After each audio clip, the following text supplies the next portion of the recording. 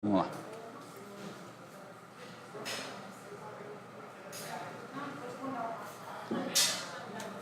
Boa noite a todos. Gostaria de agradecer a presença de todos vocês aqui e quem nos acompanha pelo Facebook. Hoje nós vamos retomar as atividades do nosso seminário de estudo do liberalismo. Não necessariamente o que nós estudaremos aqui representa tudo que o Partido Novo acredita e o que seguimos, mas esse é um dos autores liberais mais importantes.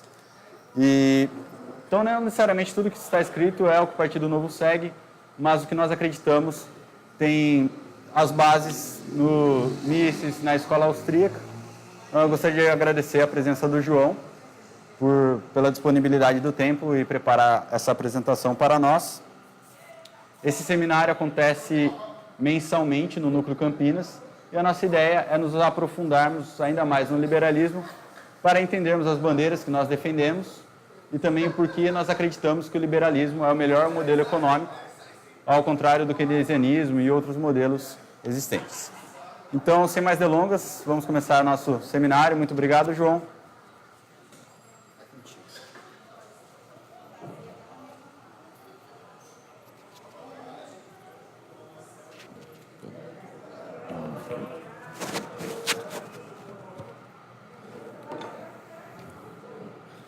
Bom, boa noite a todos.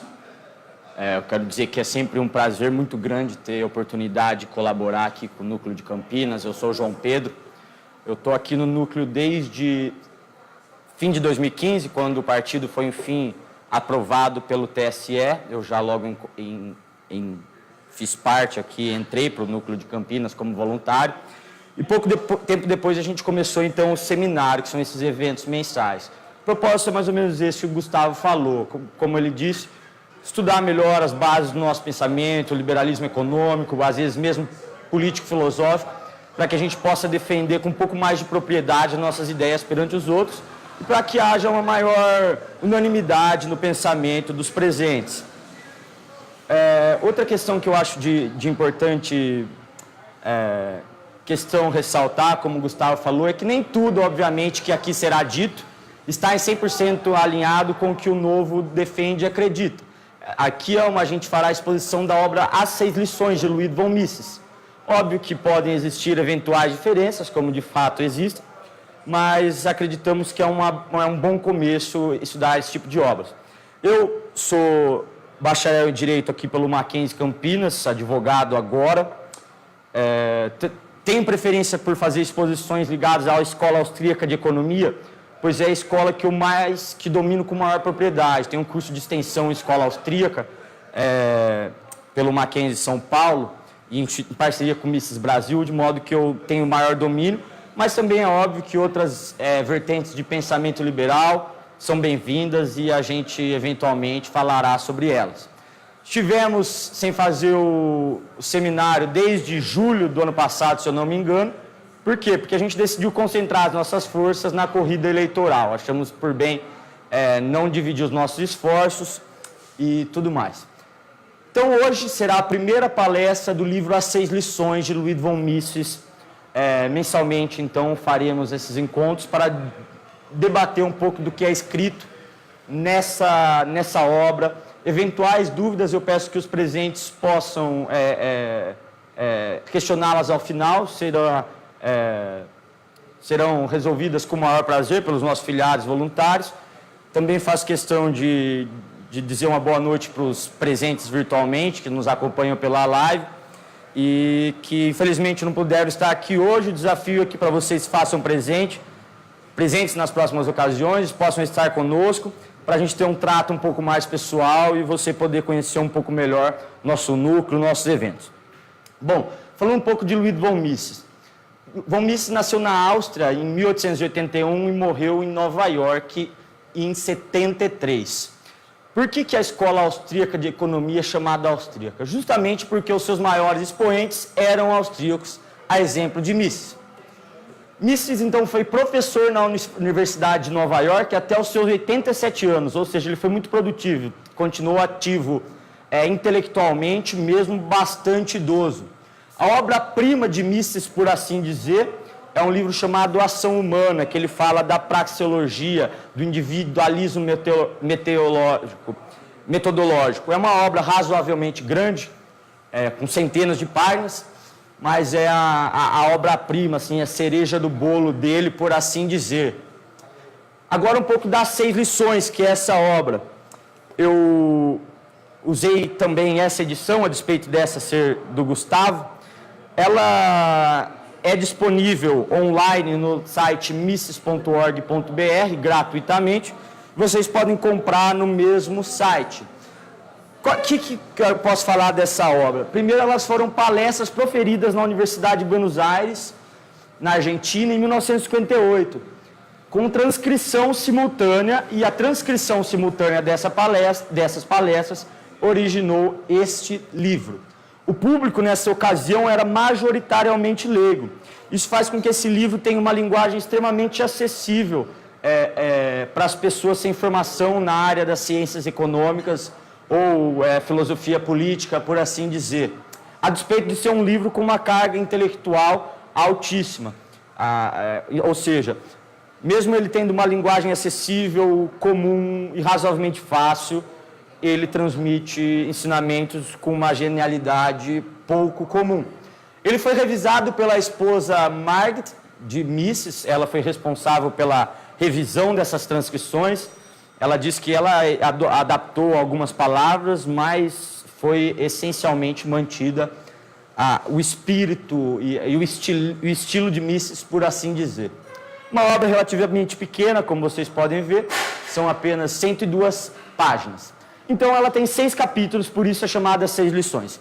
O primeiro é capitalismo, o segundo socialismo, o terceiro intervencionismo, em seguida inflação, investimento externo e, por último, políticas e ideias. Nós versaremos nesse encontro sobre o tema capitalismo, o primeiro capítulo. Então, mais uma vez, o livro está disponível em mises.org.br. Vocês podem recorrer ao livro virtual, para caso queiram ler antes dos próximos seminários ou estejam ansiosos para lê-lo por inteiro. Bom, vamos falar então um pouco sobre o capitalismo.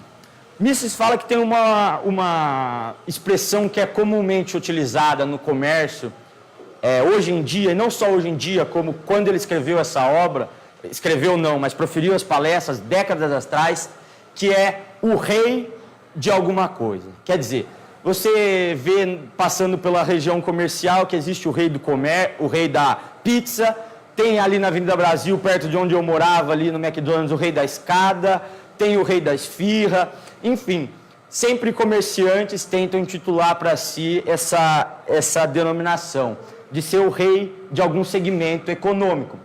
Mises observa que, a despeito disso, o uso de tal expressão é equivocada tecnicamente, porque o comerciante em uma economia de mercado, em última instância, ele serve e não rege.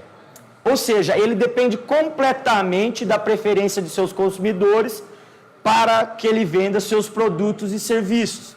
Ele precisa conservar nas boas graças desses consumidores, que seriam seus súditos, por assim dizer, mantendo a analogia do reino e súditos, para que ele continue... Boa noite, fique à vontade, acabamos de começar, seja bem-vindo. Começamos, mas estamos no começo, seja bem-vindo. Imagina, sem problema algum. Bom, então esse comerciante ele precisa manter-se nas boas graças de seus súditos. Quem são eles? Os consumidores. Quando esse comerciante deixar de fornecer um serviço melhor ou mais barato que o seu concorrente, ele, consequentemente, perderá o seu reino. A gente vê isso acontecendo nas mais notáveis indústrias e empresas da história. Esses dias eu estava vendo a evolução das maiores empresas do mundo nos últimos 20 anos, se eu não me engano. E é engraçado, a Amazon estava lá embaixo, ela começou a subir degrau por degrau. Empresas como a Nokia simplesmente desapareceram, sendo que eram gigantescas. Ou seja, é necessário continuar fornecendo um bem e um serviço melhor ou mais barato para que você continue desfrutando da preferência dos consumidores. Depois disso, Mises fazendo uma análise dessa sociedade de castas, por assim dizer, marcada pelo rei, marcada pelos súditos, ele começa a fazer um paralelo, uma comparação entre a sociedade de casta e a sociedade de classes. Ele fala que antes do advento do capitalismo, o status social de um homem era herdado de seus pais, de seus progenitores, e permanecia o mesmo até a morte dele. Ou seja, você é filho de nobre, você nasceria e morreria nobre. Se você é filho de plebeu, você nasceria e morreria plebeu. Você é filho de clérigo, geralmente clérigo não tem filho, né? Então não se aplica. Mas, enfim, qual que é a distinção entre essas duas modelos de sociedade, por assim dizer? Na sociedade de classe existe o fator da hereditariedade, ou seja, o status social se passa de pai para filho, enquanto a de classe ela não necessariamente é hereditária. Seu pai pode ser um cara pobre e você receber uma herança alheia à pessoa dele, de um tio-avô, coisa assim, que te torne uma pessoa abastada, que não pertence à mesma classe social do seu pai.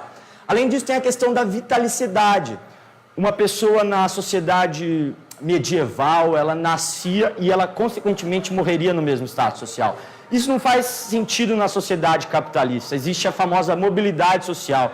Uma pessoa, a gente vê histórias de pessoas que vão lá, montam um império, chegam à ruína, algumas conseguem montar outro império de novo. Enfim, isso é muito presente na sociedade marcada pela economia de mercado. A sociedade de castas também é marcada pelo privilégio legal, ou seja, certos grupos recebem favores imerecidos em detrimento e a custos de pessoas pertencentes a outras classes sociais. Enquanto na sociedade de classe, ao menos, deveria reinar a isonomia. O que é isso? Iso, prefixo iso, significa dois iguais, por isso triângulo isósceles, nomia, lei, ou seja, dois iguais perante a lei. A sociedade de castas, na visão de Mises, teria vigorado até a Revolução Industrial e Burguesas, e a sociedade de classes seria, então, pós-Revolução Industrial e Burguesa. Uma observação interessante a gente fazer em relação à sociedade de castas e classe, que quanto mais o Estado é presente e atuante numa sociedade, mais as características de sociedade de classe fazem presentes. A gente vê muito isso na casta política, quer dizer, é quase algo hereditário. Você vê que o vô do fulano era senador e ele, então o pai é político, o filho é político, eles gozam de um monte de privilégios legais que são bancados à custas dos cidadãos, que somos nós. Muitas vezes há uma vitalicidade no que diz respeito à sua aposentadoria, seus privilégios, seus benefícios. Eles cumprem um mandato de poucos anos e esses benefícios se estendem até o final da sua vida. Ou seja, quanto mais o Estado se faz presente, quanto mais interventor ele é, mais atuante na ordem econômica e social, mais a sociedade de castas se vê presente. Depois disso, Mises começa a falar sobre um fenômeno curioso da expansão populacional e a produção em massa. Quer dizer, antes da Revolução Industrial, quase todos os bens produzidos artesanalmente ou pela manufatura eram destinados ao consumo das classes privilegiadas, as classes mais abastadas, ou melhor, as castas mais abastadas. Nesse período, por volta do século XVIII, a população inglesa começou a aumentar exponencialmente e houve um excedente de gente no campo e de ocupação para essas pessoas. Somado a essa situação de complicação, existia uma preocupação muito grande da ordem social vigente na Inglaterra e do status quo, do que seria feito com essa população que vinha aumentando. Quer dizer, havia-se a preocupação de que será que o território do Reino Unido vai conseguir prover todos os bens materiais necessários à subsistência da população inglesa? Havia essa dúvida. Foi nesse contexto conturbado que o capitalismo, então, ele se desenvolve. Dentre essas pessoas marginalizadas é que surgem os primeiros burgueses. A gente sabe que o termo burguês hoje é utilizado até de forma pejorativa para designar uma pessoa rica, uma pessoa, então, de certo modo, talvez poderosa economicamente, da alta elite, mas os burgueses eram tratados como quase a escória da sociedade, pessoas extremamente marginalizadas no começo de sua atuação. Eles, então, ousaram criar pequenos comércios, pequenos negócios na área da indústria e de trocas de bens e serviços para quem? Para as castas menos abastadas. A produção industrial nesse novo modelo, ela visava suprir a necessidade do cidadão médio, do povão, em contraste com a antiga manufatura e o artesanato, que era destinado ao consumo das castas mais abastadas e privilegiadas. Então, a tão demonizada produção em massa, demonizada e maltratada pelos progressistas, pelos interventores economicamente, é feita justamente para satisfazer as necessidades das massas, do povão. A empresa de grande porte, de um grandíssimo porte, que são atacadas sistematicamente pelos socialistas, elas são empresas que vivem em função de fornecer bens e serviços para o cidadão médio, para o cidadão comum, para o trabalhador ordinário. As empresas que fornecem bens e serviços de luxo para as classes mais ricas, bens caros, elas nunca serão as maiores, jamais serão as maiores.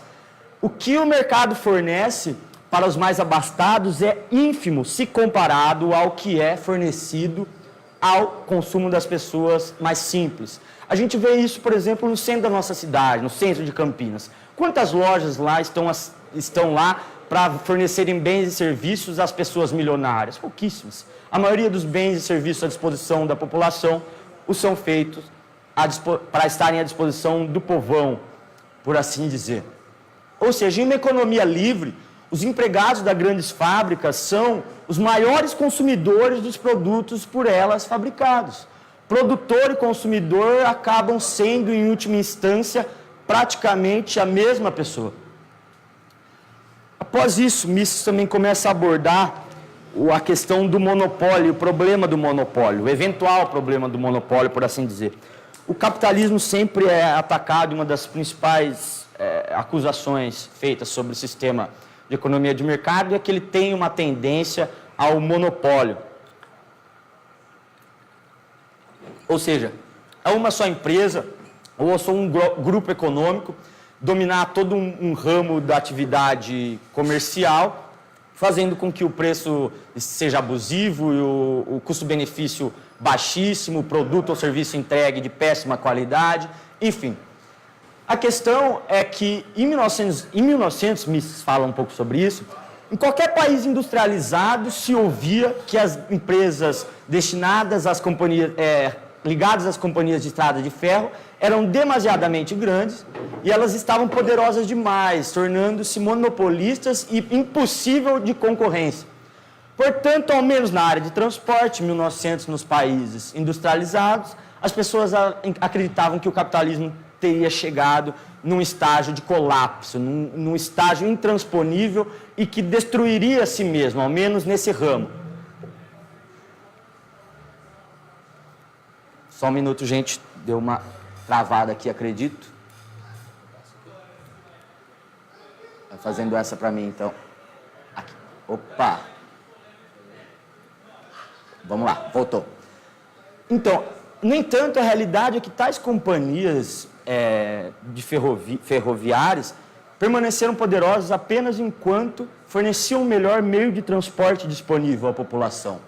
Existe a equivocada ideia, quando a gente fala sobre monopólio e concorrência, de que a livre concorrência significa o direito de você imitar uma pessoa, empreendimento de alguém, e você ter êxito por causa disso. Então, se alguém montou uma frota de carros para dar para cobrar pelo transporte de passageiros, para essas pessoas, livre concorrência significa o direito de você criar a mesma coisa que o seu concidadão criou e você ter êxito, mas infelizmente livre concorrência para essas pessoas, ou não infelizmente, enfim, não é isso. A liberdade de concorrer significa também o direito de inventar algo que torne um empreendimento já existente obsoleto e ultrapassado. Criar uma nova estrada de ferro, nessa época das companhias ferrovias, não surtiria os efeitos benéficos. Por quê? Porque as estradas de ferro existentes já eram suficientes para suprir a demanda da população. Mas então foi aquilo que foi dito que ocorreu com as ferrovias. A superação desse possível e eventual monopólio das companhias de estradas de ferro não se deu através de criação de mais companhias, se deu através do advento e a difusão do transporte rodoviário e o transporte aéreo. Gente, isso é uma coisa que eu faço às vezes, eu peço desculpa para aqueles que não gostam, mas eu trago algumas citações diretas que eu acho por bem lê-las. O desenvolvimento do capitalismo consiste em que cada homem tem o direito de servir melhor e ou mais barato seu cliente. E num tempo relativamente curto, esse método, esse princípio transformou a face do mundo, possibilitando um crescimento sem precedentes da população mundial. Após isso, Mises começa a falar sobre uma questão que ele considera, e todos nós não, mas eu partilho da opinião dele, de que é uma questão bastante curiosa. O surgimento ao ataque ao capitalismo, a aversão ao capitalismo, o combate à economia livre de mercado, marcada pela livre iniciativa e concorrência, não surgiu dentre as classes menos abastadas, entre os trabalhadores, mas sim em meio à aristocracia agrária. Nesse contexto de revolução industrial, com a proliferação de indústrias no meio urbano, as cidades começaram a atrair a população do campo, obviamente. Consequentemente, os aristocratas da questão latifundiária, ou melhor dizendo, se viram obrigados a elevar os salários dos trabalhadores para que esses trabalhadores se permanecessem no meio rural. Ou seja, com esse aumento da população, as pessoas do campo rural se viam atraídas às cidades para lá, então, trabalharem e viverem trabalhando nas indústrias. O único método dos empreendedores da área rural, da questão agrária, manterem essas pessoas lá, era subindo seus salários. Então, essas pessoas, obviamente, ficaram muito descontentes com o surgimento das indústrias e com a urbanização. Obviamente, do nosso ponto de vista, as condições de vida dos trabalhadores nas cidades, com a Revolução Industrial, eram extremamente precárias, extremamente desumanas. Mas a realidade é que as condições de vida no campo conseguiam ser ainda piores. Se assim não fosse, as pessoas não teriam ido às cidades. É uma mentira o velho discurso de que crianças e mulheres que antes viviam extremamente felizes e desfrutavam dos prazeres do campo, vivendo uma vida desapegada à materialidade e sem poluição sonora, ou poluição do ar, ou qualquer tipo de malefício que a industrialização tenha eventualmente trazido à população, viviam de modo extremamente feliz, de modo extremamente belo. Não era isso que acontecia. Essas pessoas iam, as mães, Mises fala, elas não abandonaram os lares para irem até as fábricas. Elas iam até as fábricas trabalharem porque elas simplesmente não tinham lares, ou elas então não tinham cozinhas, ou então não tinham que cozinhar nessas cozinhas. É muito simples, a gente sistematicamente é ensinado, e isso é ensinado mesmo. Mesmo quando eu tive a disciplina de Direito Individual do Trabalho, aqui no curso do Mackenzie, a professora na época então falava do direito do trabalho está extremamente ligado com a Revolução Industrial, com o surgimento dos sindicatos e tudo mais. E ela falava então de pessoas que saíam do campo e viviam uma vida adequada no campo e simplesmente iam sofrer nas cidades. Quer dizer, essas pessoas eram no mínimo masoquistas. Por que elas não permaneciam no campo se a condição de vida no campo não era melhor? O que respalda esse argumento de que a condição de vida da cidade, do meio urbano era melhor? O fato de que no período da Revolução Industrial, especialmente em 1760 a 1830, a população inglesa mais que dobrou. Isso significa que a mortalidade infantil diminuiu, que a expectativa de vida aumentou, que doenças que antes eram insuperáveis agora estavam sendo curadas. Ou seja, foi o livre comércio que melhorou a condição de vida geral da população inglesa e de toda a população de países que viveram a industrialização. Com a expansão da industrialização à Europa continental, não mais a industrialização estando restrita à Inglaterra, o ataque da aristocracia rural tomou proporções, então, internacionais. Na Alemanha, foram os aristocratas prussianos que forjaram o termo Landflucht, Eu não sei se é assim, tá, gente? Não sou bom, não sei absolutamente nada de alemão. Que origina o conhecido êxodo rural.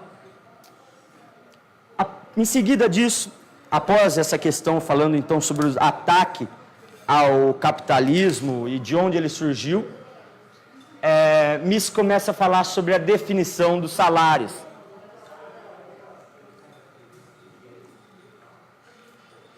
As investidas contra o capitalismo, elas sempre partem das ideias de que o preço de salários, o preço das mercadorias, os salários dos trabalhadores são arbitrariamente definidos ao bel prazer dos proprietários do meio de produção e dos patrões. Então, que eles decidem aleatoriamente quanto essas pessoas devem ganhar, ou que então que o governo decide arbitrariamente quanto essas pessoas devem ganhar. Afinal, então, por que o governo não estabelece o salário mínimo em 10 mil reais? Tem gente que faz esse tipo de pergunta e tem gente que defende esse tipo de ideia e, pasmem, são chamados de economistas, são pessoas que são consideradas cientistas políticos pelo mais trem intelectual da nossa sociedade.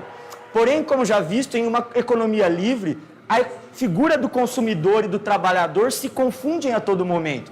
A imensa parte dos bens e serviços consumidos são consumidos por pessoas assalariadas e não por patrões.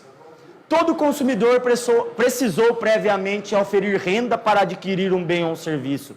E todo trabalhador consome com a renda que fora anteriormente oferida. O PSG, eu trouxe esse exemplo, obviamente não foi Mises, porque ele escreveu o livro na década de 60. O PSG define e paga formalmente o salário do Neymar. Mas, em última instância, quem de fato estipula esse valor são as milhões de pessoas que vão ao estádio vê-lo, as milhões de pessoas que compram sua camiseta, as milhões de pessoas que o assistem na TV, que compram os produtos de seus patrocinadores por influência dele, ou seja, são os consumidores. Sou eu e você que liga a televisão e coloca no Campeonato Espanhol, ou no Campeonato Espanhol não, na Campeonato francês ou na Champions, para ver ele jogar. Isso. Pode ser. Ou seja, na vida real, é o consumidor quem emprega. Se não existe uma pessoa consumindo um bem, um produto ou um serviço, ele não existirá a mínima possibilidade de existir uma relação de emprego, de consumo nessa área. Às vezes também existe quem suscite, o Mises aborda isso, a eventual injustiça do capitalismo que parte da seguinte premissa. É tão injusto que uma mesma pessoa, que o fulano aqui, X, vamos usar nomes então, que o Gustavo, que se quer solteiro, ganhe na profissão de, a exemplo, ele não trabalha com isso, padeiro, o mesmo valor que o Oscar, que é pai de 5 filhos. Isso é um absurdo. Ou então, ele não tem 5 filhos, tá, gente? Ou então do Oscar, que não tem filho nenhum. É solteiro também, mas tem uma doença grave, uma doença que infelizmente é incurável. É tão injusto que essas pessoas recebam o mesmo valor. A questão é, você estaria disposto a pagar mais pelo pão se soubesse que o padeiro tem mais filhos? Eventualmente você faz uma pergunta, tem gente que é bem caridosa e eu admiro, e a pessoa fala, eu teria. Eu falo, tudo bem, você teria também a disposição de pagar mais para o pizzaiolo se eu tivesse mais filhos? Eu teria. Mais para o frentista? Teria. Para o professor? Teria. Para o médico? Teria. Então você está disposto a ver o seu padrão de vida abaixar drasticamente, quase pela metade, já que você vai começar a pagar mais pelos mesmos serviços? A pessoa fala, não, mas como assim? Não é isso que eu estou falando. Eu só queria pagar mais para quem precisasse. Mas as pessoas não têm a mínima ideia de que economia em consciência se resume a uma palavra, a escassez. Bens e serviços são escassos. Então, se você acha que uma pessoa deve receber mais porque ela possui uma patologia infeliz ou vários dependentes econômicos do seu trabalho, você vai ver seu padrão de vida cair para um patamar irrisório. O que é bastante, se nós avaliarmos no campo da moral, no campo da religiosidade, pode ser algo extremamente adequado. A pessoa tem direito de dispor do seu patrimônio como bem entender e é extremamente louvável que sacrifique a si, visando beneficiar um terceiro que necessita. Depois disso, Mises começa a falar do termo capitalismo. Ele fala que A palavra capitalismo, enquanto definição do sistema em que vigora a liberdade econômica, fora forjada nada mais, nada menos que por Karl Marx, o maior opositor intelectual do capitalismo, na visão dele. Talvez a gente possa discutir essas coisas, de quem seja o maior, Marx, ou então alguns no campo mais da moral, enfim. Contudo, ele fala que não há motivos para rejeitar essa definição, de que, ok, o sistema de economia de mercado pode ser chamado de sistema de capitalista. Por que ele fala isso? Porque ele fala que a origem dos progressos que a humanidade alcançou no âmbito econômico-financeiro reside no fato de que as pessoas recebem algo em contraprestação pelos seus produtos e serviços prestados e que elas não consomem tudo, poupando uma parte e reinvestindo parte desse montante poupado. Ou seja, a origem do progresso econômico consiste no fato da pessoa poupar parte do que recebeu e reinvestir essa poupança, visando oferir ainda mais renda.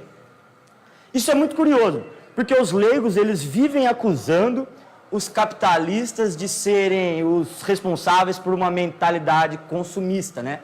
Aquele que conhece o mínimo de economia percebe, contanto, que os esquerdistas são os maiores estimuladores do consumo. Na corrida eleitoral, que plano de governo versava sobre estimular o consumo para fazer a roda da economia girar? Era o plano do PT. Em termos de política monetária, que ela expande o crédito e inflaciona, desencorajando a poupança e estimulando o consumo, tendo uma política monetária extremamente irresponsável, como a da Dilma, que a gente vê a inflação na casa dos 2 dígitos. À esquerda. Para o indivíduo de mentalidade capitalista, o progresso econômico consistente, duradouro e contínuo resiste na poupança e não no consumo desenfreado. Existe também a questão da linha branca, né, do Lula. Ele também, assim, várias manobras que a gente vê da esquerda são baseadas em estimular o consumo. Raramente eles estimulam a poupança e coisas do gênero. Eu também, mais uma vez, gente, trago uma citação direta, acho interessante, essa é ainda um pouco maior, porque eu acho que ela exprime muito bem, com uma genialidade ímpar, de modo que qualquer coisa que eu dissesse não conseguiria exprimir essa genialidade de Mises. Quando alguém acumula certa quantidade de dinheiro, $1.000, digamos, e confia esses dólares, em vez de gastá-los, a uma empresa de poupança ou uma companhia de seguros, transfere esse dinheiro para o empresário, um homem de negócios, o que vai permitir que esse empresário possa expandir suas atividades, investir num projeto que na véspera ainda era inviável, por falta do capital necessário. O que fará então o empresário com o capital recém-obtido? Certamente a primeira coisa que fará, o primeiro uso que dará a esse capital suplementar, será a contratação de trabalhadores e a compra de matéria-primas, o que promoverá, por sua vez, o surgimento de uma demanda adicional de trabalhadores e matérias-primas, bem como uma tendência à elevação dos salários e os preços dessas matérias-primas. Muito antes do poupador ou empresário tenha obtido algum lucro com tudo isso, o trabalhador desempregado, o produtor de matérias-primas, o agricultor e o assalariado já estarão participando dos benefícios das poupanças adicionais. Depois disso, Mises começa a falar sobre algo muito famoso, que é a política salarial de Ford versus fatalismo marxista, por assim dizer. A política salarial de Ford, ela é muito famosa e ensinada no ensino médio para os jovens e mundialmente conhecida, que ela residia no grande mérito de que Ford conseguiu pagar salários mais altos que os oferecidos pelos seus concorrentes. Entretanto, a gente tem que entender que isso não se trata de uma mera liberalidade ou vontade de Ford, algo que, nossa, ele era um benfeitor. Não era bem assim. Um novo empreendimento, uma nova fábrica em um ramo que já tem bastante empreendimentos, precisa atrair trabalhadores de outros empregos, até mesmo de outras regiões e de outros países. E como que você faz para atrair profissionais qualificados para virem trabalhar? Oferecendo salários mais altos. Segundo o entendimento, em contrapartida a isso, Marx, a gente sabe que ele tinha o seguinte entendimento, de que o capitalismo tornaria os ricos cada vez mais ricos, os pobres cada vez mais pobres, isso acirraria a luta de classes, culminando numa inevitável revolução do proletário. A realidade, quanto mais livre economicamente um país, quanto mais livres são as nações, maior harmonia há entre seus concidadãos de diferentes classes sociais. Quanto mais livre economicamente um país, menor a diferença do padrão de vida entre os mais ricos e os mais pobres. A gente vê isso muito simples quando a gente pega o exemplo de países. Vamos pegar o exemplo da Austrália, que tem sido um feliz exemplo ultimamente. Na Austrália, o homem rico tem uma casa, o homem pobre também tem sua casa. O rico tem uma casa, obviamente, com 7 quartos, talvez com uma piscina gigantesca, com um sistema de ar-condicionado geral. O pobre não, ele tem uma casa de 3 quartos, sem piscina, ar-condicionado só no quarto dele também, mas a questão eles têm casa, ambos têm casa. Ambos têm carro, é verdade, o rico tem um conversível, tem 2, enquanto também tem uma moto de passeio, uma moto esportiva e uma moto Harley Davidson, enquanto o pobre só tem um carro. Mas o propósito do carro é levar as pessoas até os lugares, ambos têm. E quando a gente vê em sociedades não livres, sociedades intervencionistas, a diferença entre o homem rico e o homem pobre, na verdade, é que um tem chinelo, o outro não tem nem condição de ter algo para calçar. Quer dizer, nos países mais ricos, nos países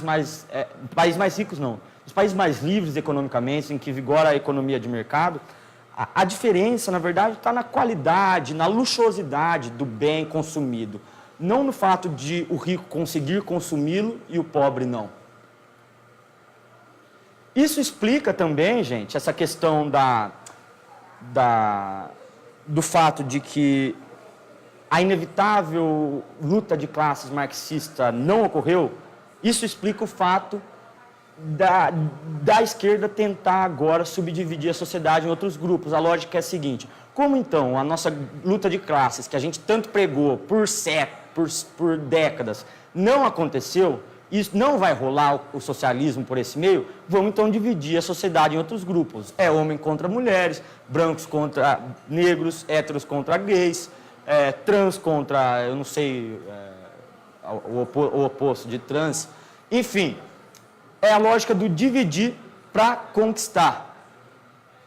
Por fim, gente, tem uma observação que me faz, eu acho muito importante, quando a gente vive esse contexto de crise econômica que nós passamos e que, na graça de Deus, parece que conseguimos dar os primeiros passos para superar. Que pese os mais variados grupos políticos de interesses afirmarem ter uma solução miraculosa, um plano perfeito para salvar a economia, Mises alerta sobre a inexistência de milagres econômicos. Esse termo é usado pela história. O milagre econômico alemão, milagre econômico de sei lá onde. Mises fala, isso não existe. Todo e qualquer atalho intervencionista, forjado no papel e aparentemente bom, visando o progresso econômico, acaba sendo, no fim das contas, uma obstrução ao progresso econômico e um retardamento ao desenvolvimento da sociedade. É preciso sempre encarar com um olhar crítico, gente, todo e qualquer plano governamental para salvar a economia, seja de qual partido for. Quando a pessoa chegar, eu tenho um plano para salvar a economia do nosso país, olhe, no mínimo, com desconfiança. Por quê? Porque o avanço econômico advém justamente da abstenção do governo fazer e executar planos fortes no âmbito econômico. Então, que o nosso governo adote medidas sólidas e consistentes de livre mercado, pois essas são as duradouras, essas são as estáveis, essas são as que conseguem perdurar em longo prazo e tenham cada vez menos planos miraculosos, que em última instância são catastróficos para a nossa economia. Gente, é isso. Esse é o último slide, não está passando mais uma vez, mas é isso. Eu agradeço mais uma vez a oportunidade de estar aqui com vocês.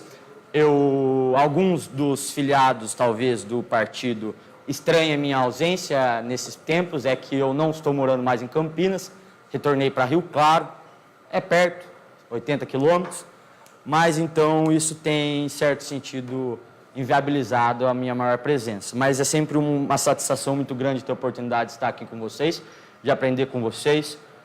Eu agradeço sempre a confiança da liderança desse partido, que desde o momento que eu entrei nele, de que toda pessoa que entra nele, essa liderança cobra seriedade, mas ela não poupa oportunidades de você trabalhar em prol do novo.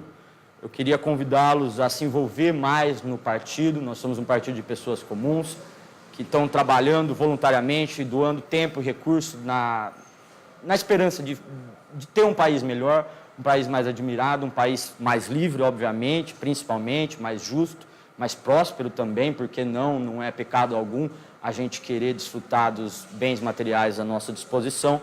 E eu deixo, então, aberto a vocês para eventuais dúvidas, eventuais críticas. Isso também é sempre bem-vindo, a gente aqui não tem vaidade alguma. E, enfim, fiquem à vontade para fazer as observações que acharem convenientes. Um abraço.